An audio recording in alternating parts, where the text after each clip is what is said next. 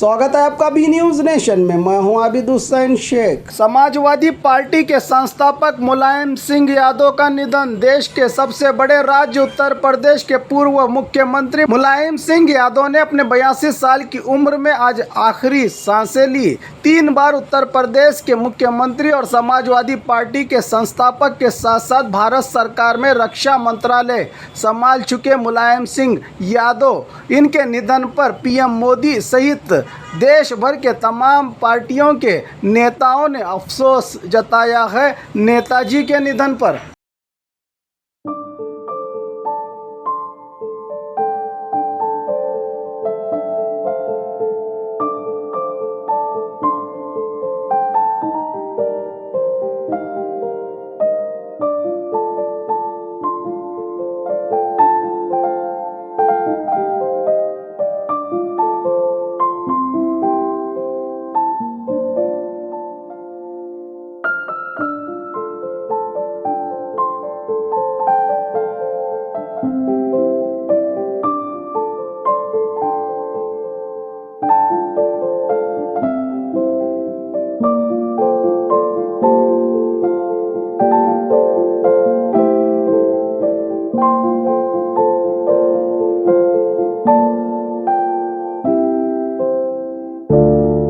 और खबरों के लिए देखते रहिए बी न्यूज नेशन।